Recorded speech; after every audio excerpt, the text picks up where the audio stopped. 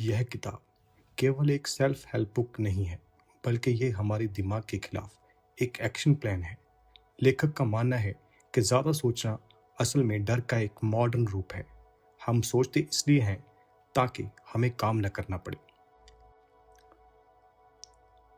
दोस्तों, इस बुक का टॉपिक नंबर 1 है एनालिसिस पैरालिसिस का जाल। अक्सर हम सोचते हैं कि जितनी ज़्यादा जानकारी हमारे पास होगी, हमारा फैसला उतना ही सटीक होगा, लेकिन असल में होता इसका उल्टा है।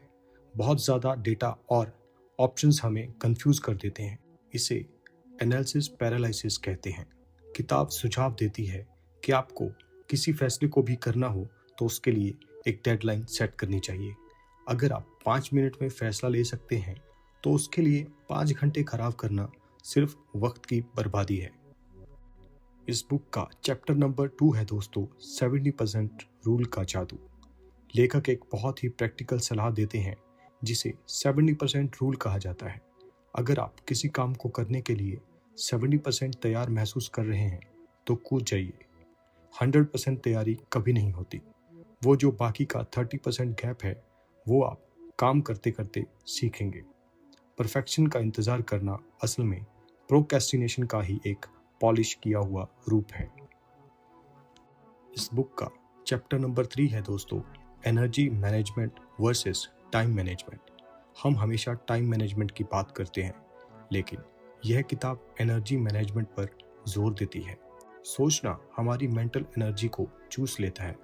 जब हम किसी काम को करने की बजाय उसे बार बार सोचते रहते हैं तो हमारा दिमाग थक जाता है।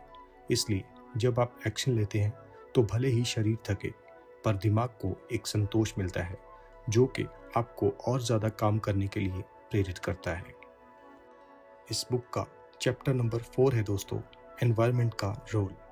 आपकी सराउंडिंग्स तय करती हैं कि आप कितना सोचेंगे और कितना करेंगे।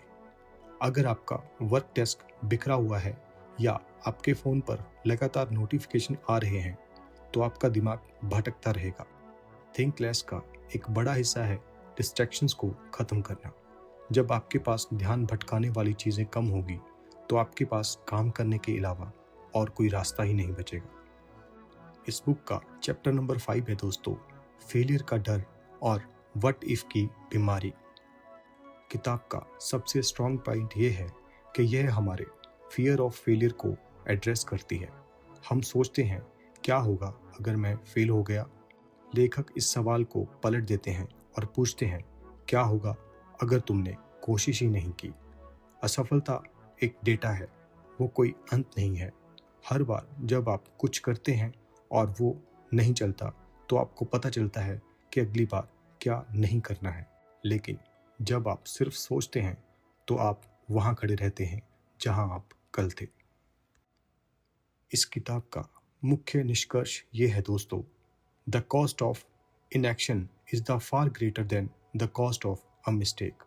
यानी कि कुछ ना करने की कीमत एक गलती करने की कीमत से कहीं ज़्यादा बड़ी होती है।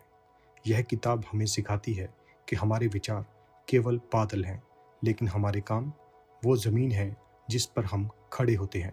अगर आप अपनी ज़िंदगी बदलना चाहते हैं तो अपनी प्लानिंग की डायरी बंद कीजिए और अपना पहला कदम उठाइए। दोस्तों, ये था हमारा आज का बुक समरी वीडियो।